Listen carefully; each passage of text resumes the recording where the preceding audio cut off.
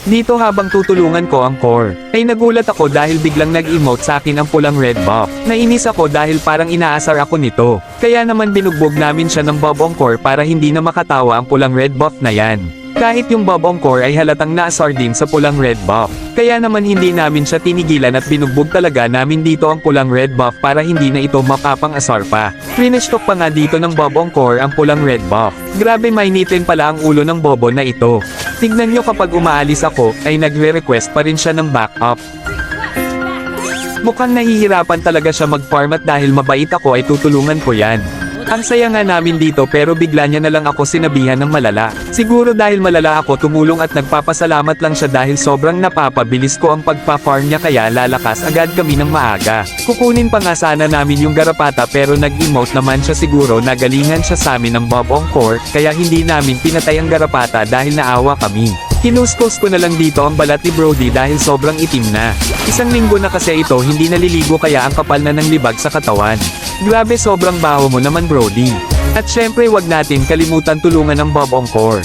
Kaso bigla nagreklamo ang bobong core na hindi daw siya maka-item dahil sa akin. Aba ang kapal naman ng mukha mo, ako na nga natulong tapos ako pa masama. Kung hindi kita tinulungan baka nagap ka pa, dapat nga magpasalamat ka pa sa akin. Tignan nyo gagawin ng bobong core. Isang one hit na lang siya pero pumasok pa siya sa kalaban. Ayan, patay ang gago. Nadamay patuloy ako dahil sa core namin na bobo. Pagkabuhay ko nga ay nagpa-farm si King Kong ng pulang red buff, kaya naman tinulungan ko siya para matapos agad. Sabay nang huli ako ng taong ibon dito, baka kasi mapatay pa nito ang bobong core namin. Kahit anong tulong ko kasi sa core ay wala talaga siyang bitaw. Sabi pa ng core ay kababalik niya lang daw sa ML, kaya naman pala ang bobo mo maglaro gago ka.